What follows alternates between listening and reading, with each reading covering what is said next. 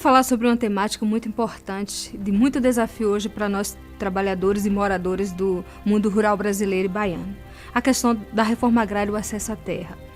Nós estamos vivendo vários desafios. No que pese, hoje nós temos um país que caminha para um desenvolvimento, caminha para uma perspectiva de erradicar a pobreza, a miséria absoluta desse país, mas a gente só consegue ter um país realmente rico, um país desenvolvido, se tiver a reforma agrária. Se acontecer de fato o acesso à terra e a distribuição de terra, porque os problemas que a gente tem, o Brasil ainda é um dos maiores países do mundo em concentração fundiária.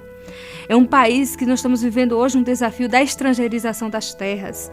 Muitas empresas, grandes empresários internacionais estão vindo comprar as terras brasileiras, plantar, cultivar nas terras do nosso país. Se nós temos uma concentração fundiária, se nós temos uma agricultura familiar que tem hoje a menor quantidade das terras no Brasil. Produz essa agricultura familiar quase 70% da alimentação consumida pela população brasileira. E o Brasil é um dos países mais concentrador de terra. Nós temos um dos maiores desafios hoje, que é o acesso à terra.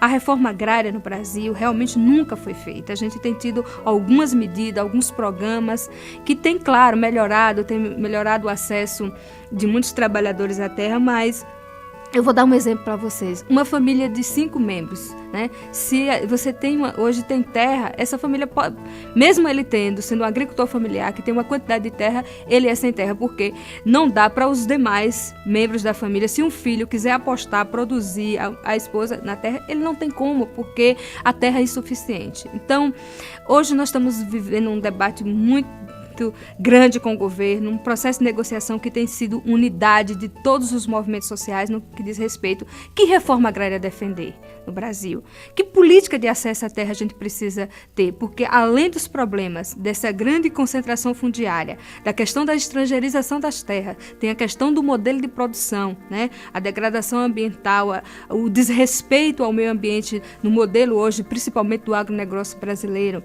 a questão também da regularização fundiária, que é um outro desafio. Aqueles que têm ainda um pedaço de terra não é regularizado, ele não tem como, na hora de acessar um crédito, acessar um programa de habitação, ele precisa dessa regularização fundiária. Nós estamos hoje negociando com o governo, buscando pelo menos esse primeiro momento, né, essa primeira etapa daqueles que já têm um pouco de terra.